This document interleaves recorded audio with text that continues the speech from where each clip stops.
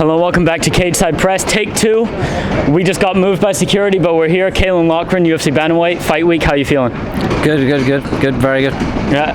How you feeling? It's Wednesday. You know, fight week for you in the UFC has kind of been a bit of a thing, right? Paris, you get a change of opponent. Just before fight week, I believe, in your last fight, the opponent got changed. Yeah. Is there a little nerves going into fight week? Like, I hope I'm still fighting Nathan Feltcher this weekend? Not now. I'm pretty sure he's going to be here now. I thought, I was almost sure going up to it that something would happen. He'd pull out, something would happen. But no, thank God he seems to be here. So there you go. And how are you feeling about the fight? It's a familiar fight to you. Yeah. Both of you were in Cage Warriors. You were on each other's radar. Yeah. You fought each other in the amateurs. How are you feeling about the fight now? Very good. I think it's a great matchup for me, to be honest with you. If his game plan is to wrestle, I think you'll find out pretty soon that I think it's a good fight for me.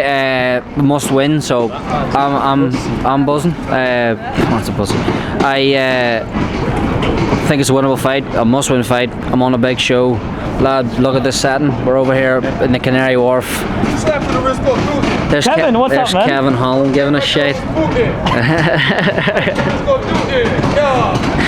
Kevin Holland, what the Kevin Holland just bombed our interview. Yeah, bomb. That's what it is. No, lad, again, life's good. Guys, I guess floating about, so no, life's good. Life is good, man. London, talk to me about the setting. It's a familiar place. You train in Liverpool, in England. How are you feeling about getting to fight almost at home, right? Almost home to 2 hour train down here. The flight Tiernan got here this morning took him 30-40 minutes, whatever it takes. I've actually fought in the O2, well, in the Indigo in the O2, so I've stayed in this Canary Wharf before. I've driven up to the arena, so it all feels familiar from that. And I fought well that night. I got a good finish. UFC London's been like a stablemate for the UFC's calendar for as long as I can remember. I remember I've watched all of them. When I came to Liverpool, the first camp I came to and joined the team was Till was fighting Masvidal, and Grundy, my head coach here, was debuting in the UFC. So buzzing to be on the UFC London, buzzing. And most of your camp took place in Vegas at the UFC PI and the gyms around that. What can you tell us about the rounds you got in there? Who were you working with there? Well, it was about half and half. My team's 4 corners, but I done a month in Vegas. Me and Jack and my brother went over to Extreme. Lad, the level in that gym is unbelievable. Yeah, obviously Eric Nixick and Dennis Davis, what they've done speaks for itself. But I was doing rounds with, I don't know, Patsy Mix, Manuel Cape, Dan Ige, everyone you can name. One day I walk into the grappling class and Aljamain Sterling's taking a train with Cody Garbrandt in the Apex. Just the who's who, really. And is it like, for you, is it like you go in, and for a normal person you might feel a little starstruck? Is there a bit of starstruck in that, but then you think like, no, we're UFC fighters, right? No, well, just Kevin Holland's coming up to me here, lad. I'm not coming up to him, you know what I mean? No, it's all good. You soon becomes the norm, you know what I mean? So it'll never not be cool. I always look up to these guys, of course, but now it quickly becomes the norm, isn't it? And when you look at it on paper, so far 1 and 2 in the UFC, doesn't necessarily look good, but then when you see the stories behind it, 2 late notice replacements and all of that behind the scenes, how important is this fight for you and your UFC tenure? Huge, have to win. I believe I can, but I don't take that into the cage, you know what I mean? I just take it that it's me versus Nathan. What advantage is there to take any external into the cage other than that? It's me versus Nathan. If I'm on, I can beat Nathan, and I can convincingly beat Nathan, so that's kind of what I'm thinking. But it's a big fight, of course.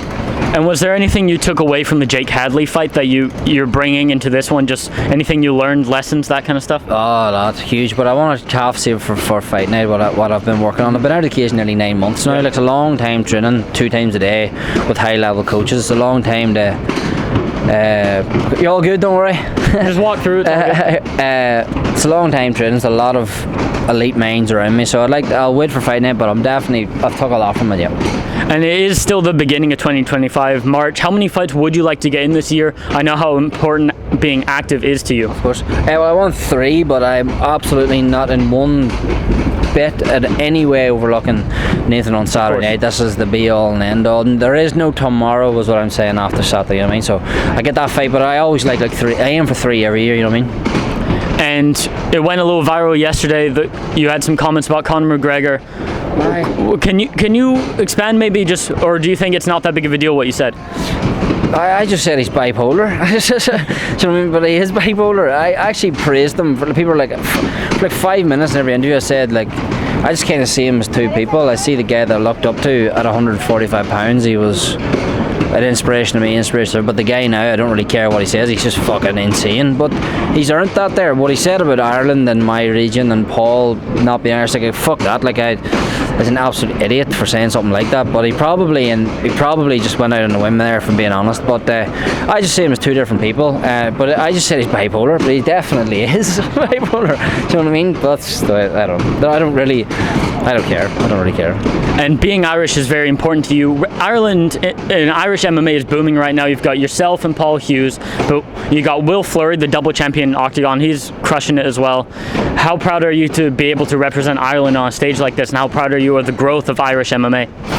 It's huge, lad. I grew up in Beckmore, Tyrone, Ireland. I literally just kind of hit me there. I'm sitting here in the Canary Wharf getting an interview before we done this interview. Like, it's unbelievable. Like, literally stuff of dreams. Good to be a part of it. Have to win Saturday night to keep it growing. But no, Paul's absolutely flying. Great to see. Ian was unbelievable. Probably lost to Shavkat, but obviously gained. Gave him the toughest fight of his career. Oh, absolutely, and he gained respect and everything out of that because he took a risk against one of the best guys on the planet. So, yeah, no, for a small nation, like we're doing well, like pound for pound wise. We are doing well, like. Yeah. Well, thank you so much for the time. It's fight week, so I won't take up too much more.